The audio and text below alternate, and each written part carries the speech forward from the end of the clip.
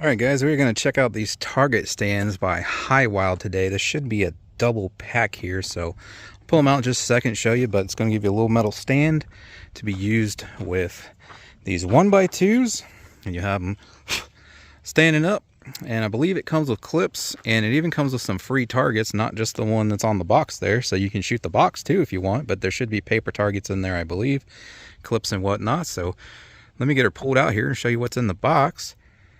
Alright, so that's pretty much everything there. There's those 3 targets I mentioned. You got your hardware and stuff here, and you got some little ground stakes to help keep it put. So 2 stands, as I said, and there you can kind of see how it goes with the instructions. Man, I'm glad I put that knife there. The wind would have just blew that away. So there's your instructions. So let me get this untied here and we'll set it up. I just wanted to show you here real quick if I can do this one-handed. Pretty basic operation. I should have up on the screen what size targets will work on this, but you get an idea once it's up. But it's cool they even mark it to how far you slide it out. Corresponds with the width of the target, so you can use up to 24-inch wide targets with these. So it's got the little hole there, and you got your little screw there, so you will slide it to whatever size you want it, and then you just lightly hand snug this down, and then it'll keep it at the correct diameter for you, whatever you're trying to hang from it. Then you just stick your 1x2s in like that, and I mean, as you can see, that's already working pretty good. You can cut them to whatever height you want. Me personally, I just got them cut at 6 foot, and I got 2, by the way. It's a much better deal to get the double like this. I think you get like, it's only like, I don't know, 50% more to get 2, so it's a way better deal. But also you probably want to, got one for a backup, but I'm thinking 2 because I can hang like the human silhouette targets, and then I can do like transition in speed drills and stuff like that. But neat little feature here, I did not know about it before sticking these in. You see these little tabs right here? These actually flex, if you can see that. So it's kind of like, it's not a spring, it's just the metal. It's got tension on it, so it clamps onto this to hold this nice and firm instead of letting it wobble around. I honestly did not know or expect that. I thought they were just going to kind of wobble in there and it wouldn't be steady until you either had a target attached to it, or I was going to show I had a short piece of board. I was going to say you could run in between from one side to the other, make kind of like a frame, but that's way better.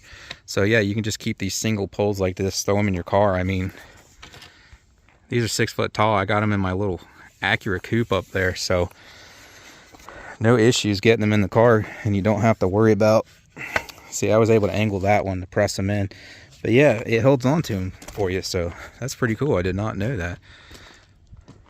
So yeah, there you go. I don't even really need the cross section. All right, there she is, all set up. Now this is one of their free targets, obviously. My boards are bowing slightly in, or at least one of them is. So I actually had a little overhang here, so to keep it more taut, what I did, and you might want to do, I just folded the edge over a little bit to pull it a little more tight. But it's just, and it may be hard to see from the camera, but they're actually, at least one of them's like, it looks like it's this one right here. Looks like it's kind of like curving in. So alternatively, I could probably flip it to where it'll curve out the other way, and then it'd be nice and tight, but I was just being lazy, so I just folded over the edge there. So, either option, if you run into that because your board's bowed, flip it the other way. That way the bow faces out and you have it nice and tight, or you can just roll the edges of the target there. But, so there she is there. Make sure I don't trip over stuff behind me. So that's with me having it cut 6 foot, so, simulating shooting a 6 foot tall attacker. So you can cut them shorter if you like, but personally I wanted about 6 foot height like that, because if I'm constantly training to shoot down, that's not really going to be accurate if I have a 6 foot tall attacker come at me. So that's why personally I cut them 6 foot tall. Yeah, you can see it's kind of like bowed in there, so it's just my board. But I'm gonna get that second one set up here, and then we'll try them out here. We'll do some transitions and stuff.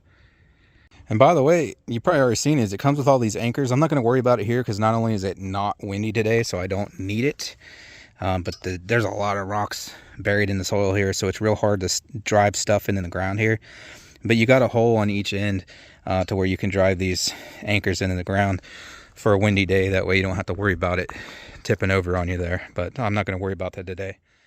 Might not look like it on video, but I'm so used to shooting these little targets down here. I'm like, man, these things are huge. And I was like, is that actually bigger than a person actually is? But it's actually not. I'll go down there and stand and show you. It's just they look massive to me because I'm so used to shooting these small targets down here.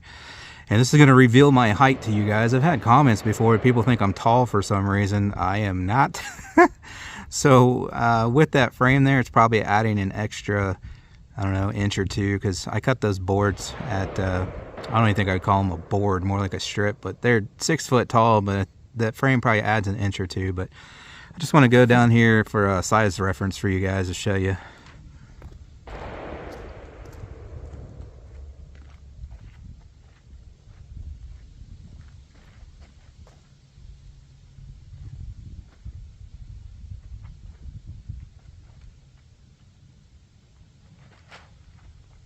So again, these are just the free targets. You know, you're going to buy your own replacements and put whatever you want up there. I have another upcoming video for a product I'm testing. I'm going to be using different targets, but with the ones supplied, they're definitely giving you the arm width there as well. So I would say anything outside of the 7 ring there is the arms. Oh, I was going to say I was saying earlier how, yep, there's no freaking wind, and the wind has just kicked up on us. So the leaves are not doing a good job of showing just how windy it is. It was quite a bit windier than it looks there on the leaves. So I'm gonna go put a couple of those stakes in the ground after all. There we go. I was gonna say, contrary to what I said just a few minutes ago, with those stakes being so small and they're actually pointed, I was able to wiggle them through the rocks in the ground there and actually push them in the ground by hand. So that's good news that even in this gravel soil here, I was able to get them driven in just by hand. I think a couple of them are sticking up just a few inches, but if I stepped on them, it'd drive them in the rest of the way. So those are actually fairly easy to use. No hammer. I would bring a hammer, but luckily I did not need one. All right, I'm just going to start off slow here just to warm up, and then we'll go faster.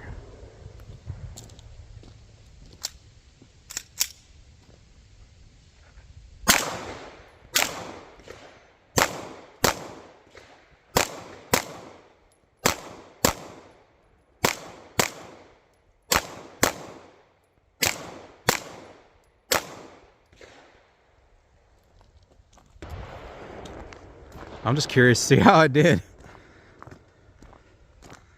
Obviously I was aiming center bullseye there, so there you go. And by the way, these are at 7 yards. Laser rangefinder confirmed, so there you go. So we'll speed it up now. Like I said, you see my rangefinder there. I already pasted out with that red rock there. We're at 7 yards. Link in the description. That guy there, been using it for years. Good budget rangefinder, comes in well under $100 if you guys need a rangefinder. You can get a chrono too. Everything I use linked in the description.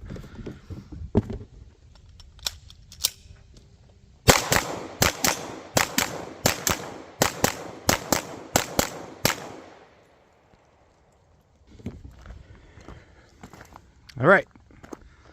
Well, I don't think I missed any, but we definitely got some wingers there.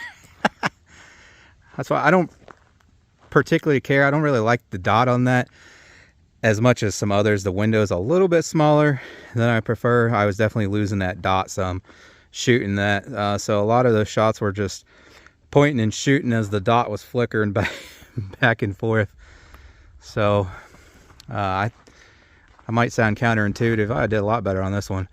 But with iron sights, I would have done better than that. So I know why I did that, because I know I'm better rapid fire with iron sights than I am with an optic. But you know, that's what having both of these is perfect for, so you can see what you're actually doing there. And yeah, if I took 2 shots at this guy and went to 2 on this guy, and I did this and this with those 2 shots, I might be in trouble. So that's what these things are good for. I had that brightness down pretty far on that dot though. That might have been part of it. So I just cranked her up there. Let me try again.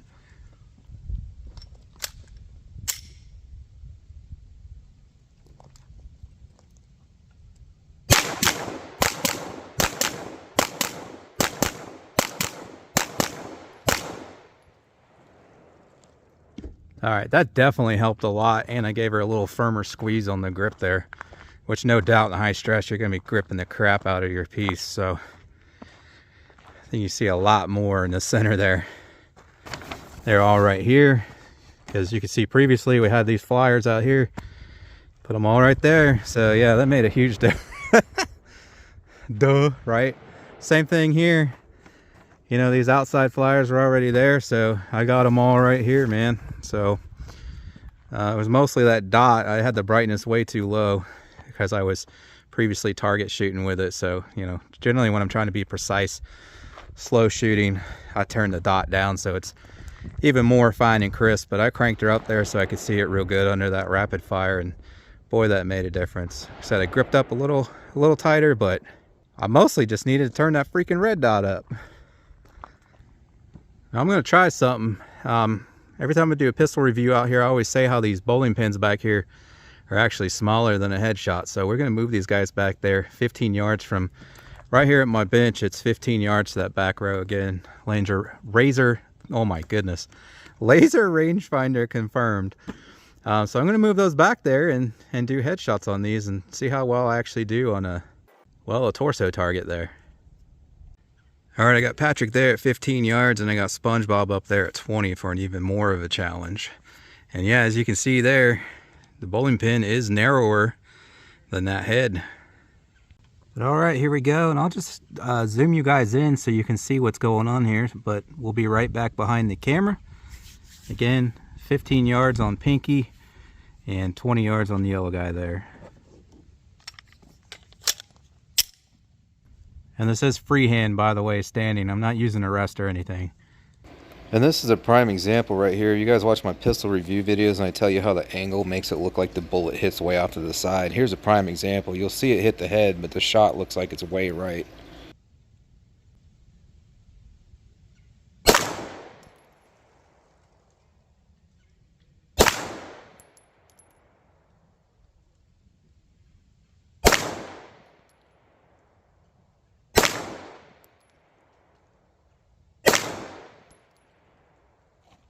All right, you should be able to see all those in Pinky there. So obviously if I was going for a headshot, I'd aim higher.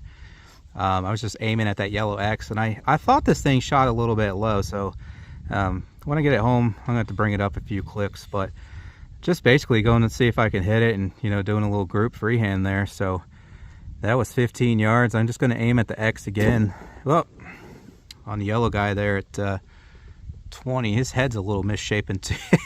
It's bent there a little bit, so even more of a challenge.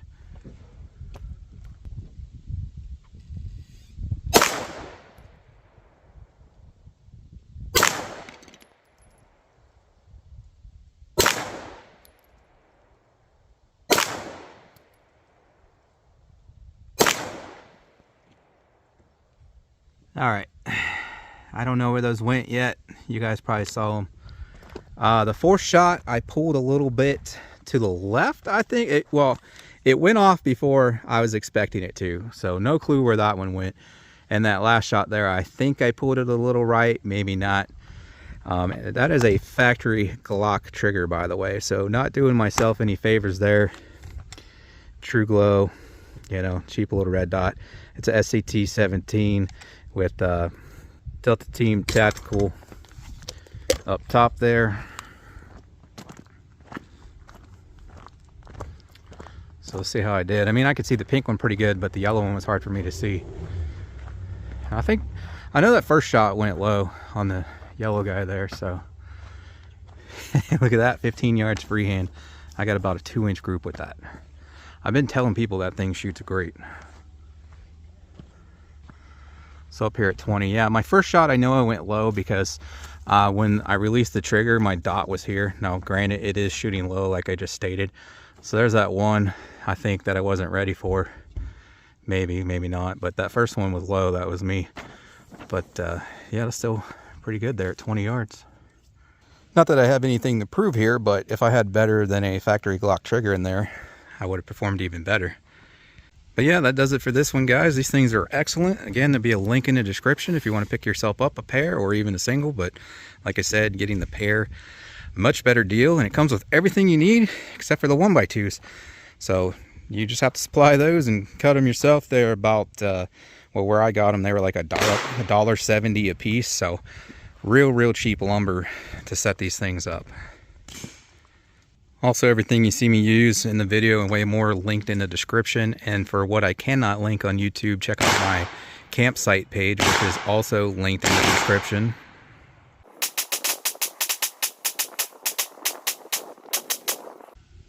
Man, I thought he was never going to run out. Anyways, thanks for watching, guys. I appreciate it. Catch you on the next one.